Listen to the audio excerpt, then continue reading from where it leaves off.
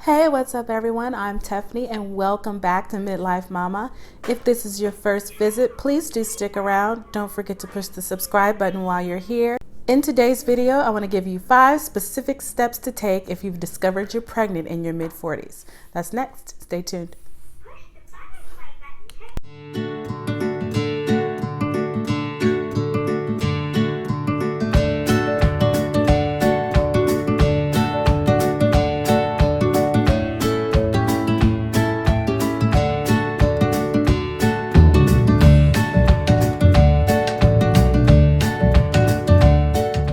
So if you don't know by now, I was 45 when I discovered I was pregnant, and it was a total shock. It was unplanned and unexpected.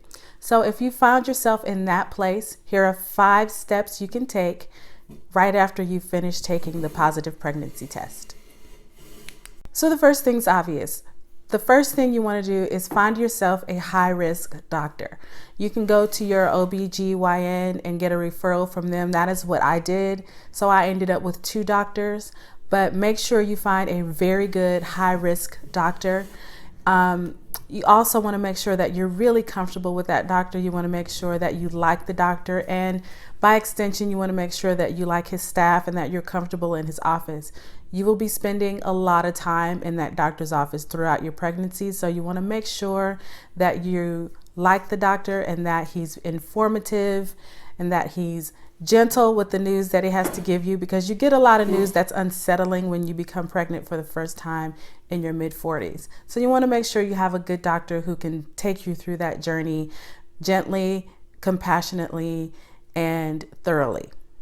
I live in Las Vegas, so if you are in the Las Vegas area, I will link my 2 doctors below. They were great for me.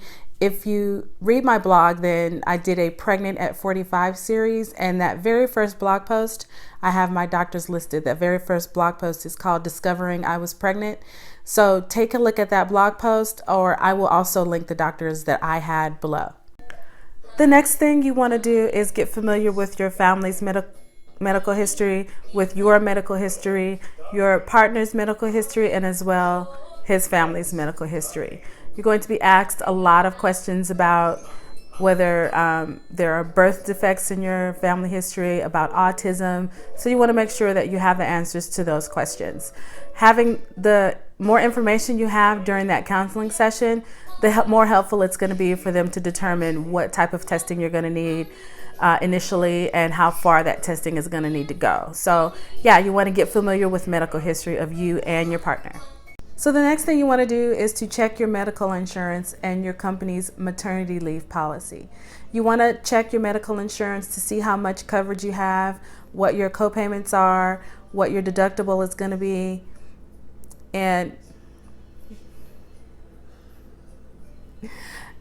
you want to make sure that you have short-term disability, because if you're already pregnant, it's too late to purchase short-term disability. So you're going to have to come up with another plan if you don't have short-term disability and your maternity leave is also unpaid.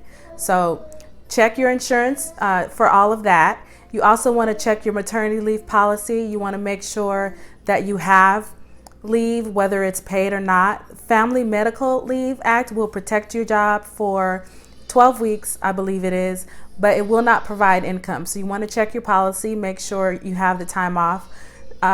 Most companies require that you take your sick time and your vacation time first, and then your maternity leave starts to kick in if your maternity leave is paid. If your maternity leave is not paid, I do have some resources linked below to help you out so that you can have a little bit of income while you're off work. But you want to make sure you know what to prepare for. The next step you can take is to start to save your money. Start early. Even if your maternity leave is going to be paid, even if you're going to have help financially, it's a good idea to start saving your money. And the sooner you start, the better. It can cover unexpected costs, especially when you're pregnant in your mid-40s. There are unexpected things that can happen. For me, I had to start twice weekly visits earlier than I expected to, and every time I went to the doctor, it was $50 for me. So that meant I was paying $100 a week from week 28 all the way through until 39 weeks. So unexpected costs will come up while you're pregnant. So you want to start to save money and prepare for that. You also want to make sure that you have a little bit of extra money just to cover your maternity leave, especially if your maternity leave is unpaid. Any extra money you have on hand will help you out while you're off work. Saving money, saving a good chunk of money will also help you stay home longer. If you don't have any extra money once your maternity leave runs out, you're just going to have to go back to work. So you want to have some extra money on hand if you find that once your maternity leave is up, you're not ready to go back to work. Having that extra cash on hand will be helpful. So the last thing I want to tell you to do, the last step that you should take, is to really start to enjoy your pregnancy. Once you've got all the basics down, you've got a doctor that you love, you're getting really excellent care, your medical insurance is figured out, your maternity leave is figured out, all of that is done, and you've gone through your testing and you've gotten your medical history straightened out, and all of that is done. The last thing you should do is just really start to enjoy being pregnant. Enjoy the moment, rejoice because you beat the odds. It's not really easy to get pregnant in your mid-40s. So if you actually did it and you did it by surprise, that's also a treat. You want to enjoy it. Start to document everything, every moment. Tell your family, tell your friends when you're ready. Record all of it. Take a lot of pictures and just really follow your doctor's orders. Be as healthy as you possibly can, but enjoy every single moment. Savor every single moment because it could very well be your last pregnancy. Let's face it, in your mid-40s, baby number 2 isn't a given. So you want to enjoy every single moment of this particular pregnancy. I know I did, and I'm very grateful that I have lots of pictures and video to look back on. And now I'm happy to have this channel and my blog so that I can document my daughter growing up and what my experience is like parenting her and being her mommy. So yeah, enjoy it and document. That is the last step that I'm gonna tell you to take, is just make sure you savor every last moment. So that's it. 5 steps you can take if you find yourself unexpectedly pregnant in your mid-40s.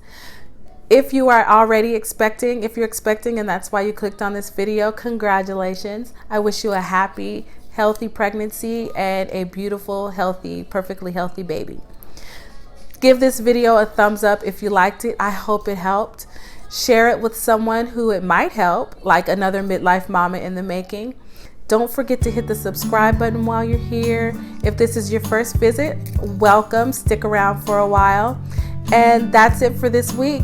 If you have any other tips or advice that you want to leave in the comments, or you just want to share your story in the comments, I would love to hear it. So go ahead and go crazy in the comments below.